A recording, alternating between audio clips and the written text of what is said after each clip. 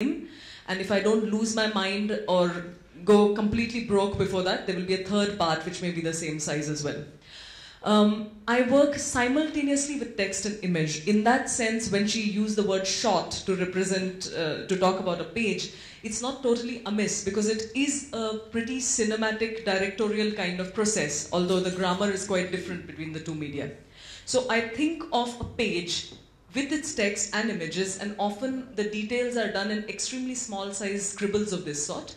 In this case, the entire book was on that wallpaper roll that you see over there in the form of tiny little scribbles. A detail from one of my planning pages, and if you were to look at the final book, you will see that many of these little scribblets that you see over here almost exactly become the pages later. Many are dropped along the way, and good thing too. More process sketches. I was keen to share this because I think this may be something that is not often shared. This was my first draft of the book. My first book is a contemporary story set in urban India. It's primarily grey and black. Adi Parva, because of the kind of multiverses that it straddles across, could not be done justice to using just black and white. So I have never painted before this. I started painting with and for this particular project, and it's something that's not going to leave me. So I started playing around with color. These are some of the early pages of Vinata and Kadru's story, which the group very nicely acted out for us over here right now. I use text and image in different permutation combinations. It's not like a regular comic book. The styles keep on changing. The pages are broken up in different kinds of grids. It's not always following a template. Partially that's because I'm fairly fragmented in my own thought process and attention span. But partially also because the story is so large and so diverse in what it takes on, I don't see the need to follow one style from beginning to end. Sorry, just can you go back one? Hanji. I love the way this, no, this one. Huh. In this second page, I love this flow of light. That Yeah. goes from the long shot to the close, to the intense close-up. But Yeah. it's still just got one lovely band of flesh and moonlight colors. Thank you. One thing that I would like to mark out, and which unfortunately is my book's undoing in some ways and what makes it unique in some ways, I worked on it for a pretty long time, almost 4 years, this particular volume. And my visual style, since I was learning to paint when I began and was somewhat comfortable when I ended, it goes from like appalling illustrations to theek hai illustrations to some that are really good. And all of them, nothing has been thrown out, they've all been kept in the book. So in a sense, the book is a testament to the process of hammering away at yourself the best you can. I work in all kinds of media, collage, acrylics, found images, lot of magazine papers onto which I paint. So you often have results where you feel like something else is going on underneath, which sometimes you can make sense of, other times not, but it does help create an amplified visual experience. More images from the book. This is an image showing Gandhari. I bring it up because for me, one of the things that people keep asking me about is authenticity. Because they are used to a certain kind of a dress code, you know, in your Amar Chitrakatha, Mahabharata and Ramayana kind of stories. And for me, I want my stories to not be stuck because people cannot identify with them. So I want a reach which is larger. I want my people to appeal to people. And in a sense, that's what I've tried to do with visual treatments as well as with visual representations. So Ganga is a girl with features that could be from Ladakh, from Gadwali area. She's a mountain girl, she's a mountain river. For me, Gandhari is very much from the region that she's meant to be in the story, and therefore her clothes reflect that. Small detail, but nonetheless. More images from the book. And maybe I'll just go, this is one of the later images, so you can probably see the difference in style and treatment from some of the earlier things that you've seen. Lot of odes to popular imagery, like this particular Apsara image wearing the bejeweled the thing on her front. It's an ode to a photograph by a friend and person I admire who passed away called Prabhuda Dasgupta. So there's a lot of these things which the reader need not know about, but a lot of references of this sort exist within the pages. Central motive of my book is the Amrit Manthan of this particular volume. I'm now working on the sequel. Amrit Manthan, as everybody in the room knows, is about a churning of an ocean body during which extraordinary amount of wealth and beauty and wonderful things and poison and Amrit all emerged. So on an idea, surreal concept level, that is a beautiful thing to sit with anyway. But every aspect of mythology and of epics is meant to be read on a level which is on surface and outside of you, and a level that is very much about what's happening inside of you.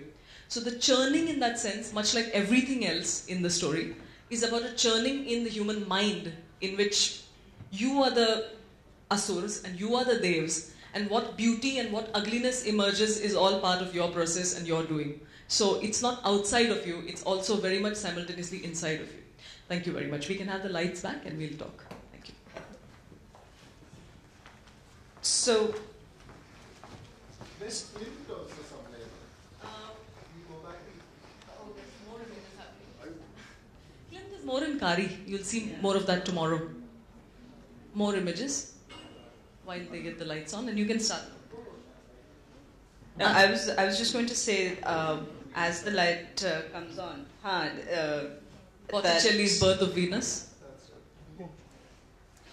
So this is why I was saying that, it's very easy to get lost in the images of this book because they really are exquisite images. But what brings the images home are the words that Amruta has chosen and the stories that she's chosen to put in her book. Because if anybody is familiar with Mahabharata, then Adi Parva has, I actually don't know how many hundreds of pages, but it has many stories. It's not like all the stories from the Adi Parva are in this. So how did you pick the ones that you did? This answer, unfortunately, partially has to be on hokey zone, because some things, it was just, I've heard, luckily I've been reassured to hear other authors speaking in these terms before this, so I don't feel alone in this kind of stuff. Some of these things were just on an inside level. I knew, ye to hona hi hai. Like the cover, well before I wrote the book, ye to hona hi tha, the Vishnu on his fractal bed. It is a fractal image. Hona hi tha, like kyun, pata nahi, aise hi tha wo. So, lot of the things that happened were on that sort of level of screening, but the choice of Ganga made certain things a no-brainer. She's a woman, she's an unsentimental mother, she's a queen. Just that filter means that certain stories are going to be plucked and certain are going to gently slide by the side. And why Ganga? Why Ganga? Well, Because in your next one, it's Ashwatthama. It's Ashwatthama for the next one.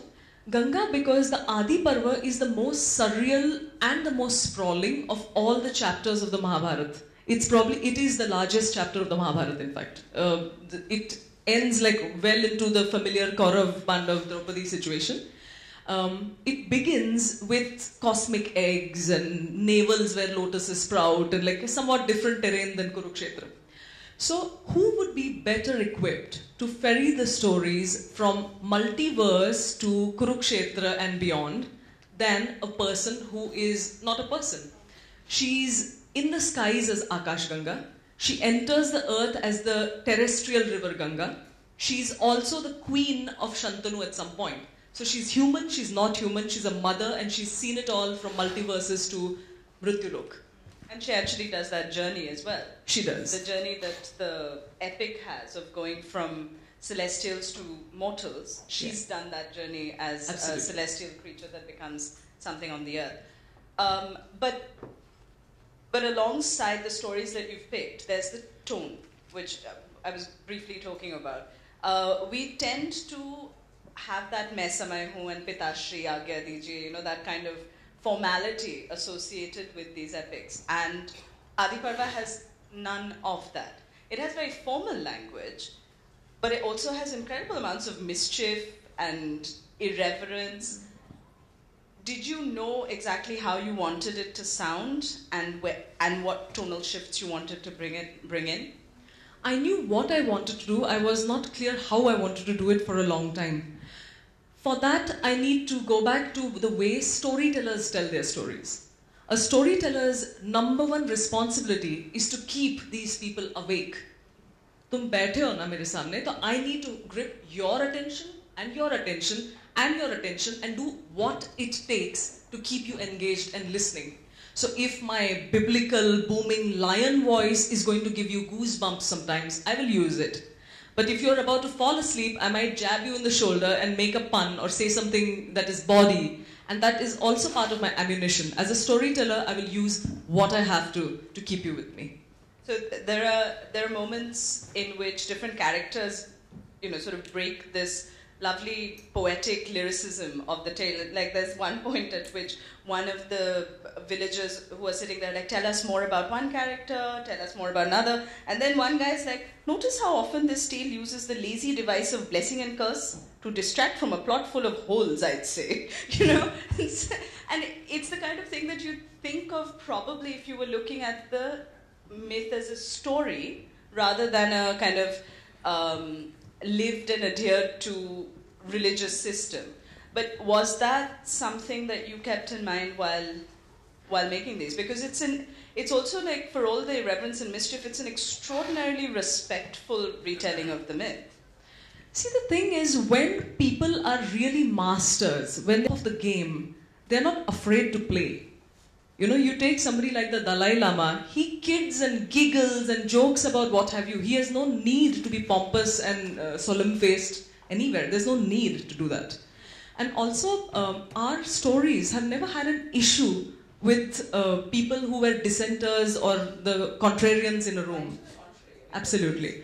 So people, and also when I use the device of having people that question the storyteller inside the book, it is echoing the skepticism and doubts of my modern day audience. And partially part of the plan was to mirror the problems that I know my readers now would have with the story by preempting some of them or putting them at ease by saying, somebody else is also thinking this is all phony, or somebody else is also cynical of it.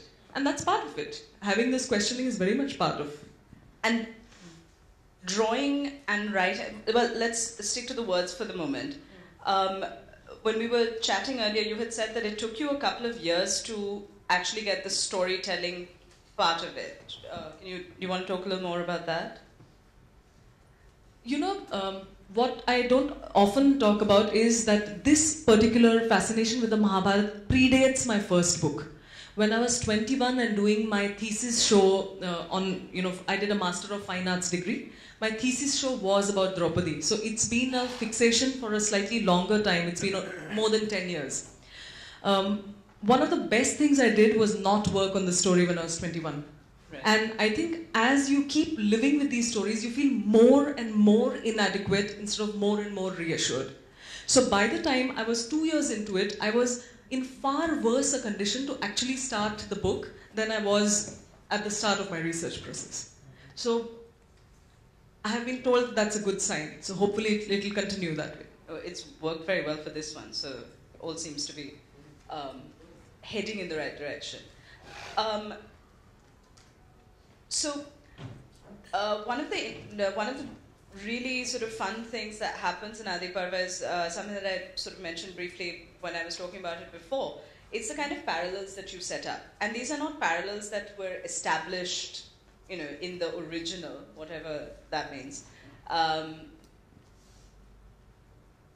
What did you want that cyclical thing, and how did you sort of decide which ones to keep and how to visually bring them in, because you do it both visually as well as with the words. Are people, I think everybody here is probably familiar with the idea of fractals. It's basically an algorithm that when represented visually forms a kind of design where you keep zooming in, and as much as you zoom in, it keeps having a perfect replication of what was when you were at your most zoomed out state. So that partly is something that I like to keep over here, where you feel like you're in some Valkilya Rishi, kuch kuch chal raha hai, what has this got to do with the larger story? And it does have something to do with the larger story. If you pull out enough or you zoom in enough, it's amply clear. And also, looping cycles are part of our national pattern. No? Like if we had to pick a national pattern, it would be nice, loping, graceful things, curvy things, circular things. So that needed to be part of the story also. So you have your reptilian and avian mothers, and I mean, if you think about it, Kunti and Gandhari are very much that. Yeah, very much so. That's a beautiful part of the book as well, when Kunti is waiting essentially for she's the first bride, and she's expected to deliver heirs and all that kind of jazz. But what she's dealing with is being rejected by her husband very sort of diplomatically, not in a confrontational way. But not just that, there's somebody else, a completely innocent third party, Madhuri, who has all of his attention and affection. None of them have the children, mind you, but there's this really tender but melancholic, and you sort of get a sense of how strong this woman is going to end up to be when she can bide her time and just wait until she presents with this mantra clause.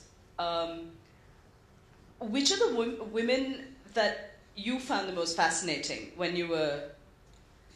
It's worked in a reverse way, like that's where the whole story working in the bloodstream, story working in the cosmos